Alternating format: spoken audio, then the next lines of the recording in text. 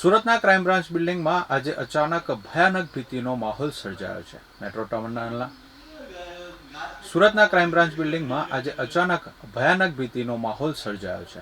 Metro ટનલના કામ દરમિયાન ઇમારતને નુકસાન થવાની આશંકા સર્જાતા મેટ્રોના અધિકારીઓએ આગમચેતીના ભાગરૂપે બિલ્ડિંગમાં લોખંડના મોટા ટેકા ગોઠવી દીધા છે અને આ ટેકા બિલ્ડિંગની અંદર જ ગોઠવવામાં આવે છે, જેને કારણે ક્રાઇમ બ્રાન્ચની ઓફિસને ખાલી કરવાની ફરજ પડી છે.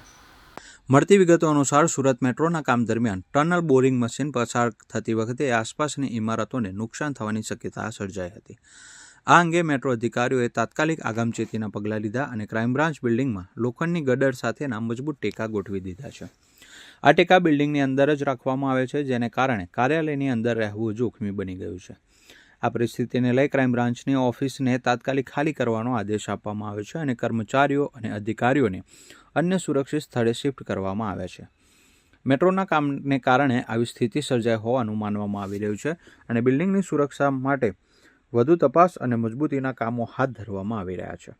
આ ઘટનાએ સુરતમાં મેટ્રો પ્રોજેક્ટ અને આસપાસની ઇમારતોની સુરક્ષા અંગે નવી ચર્ચા શરૂ કરી દીધી છે. પોલીસ અને મેટ્રો અધિકારીઓ સંયુક્ત રીતે બિલ્ડિંગની સુરક્ષા અને તપાસ કરી રહ્યા છે, જેથી કોઈ અનિચ્છનીય ઘટના ન બને.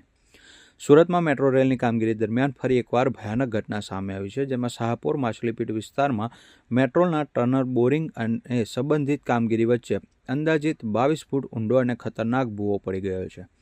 આ ઘટનાએ આખા વિસ્તારમાં ભય અને આક્રોશનો માહોલ સર્જ્યો છે, કારણ કે આ વિસ્તારમાં રહેતા લોકો અને વેપારીઓને ઇમારતો તૂટી પડવાની કે વધુ નુકસાન થવાની ભીતિ સતાવી રહી છે.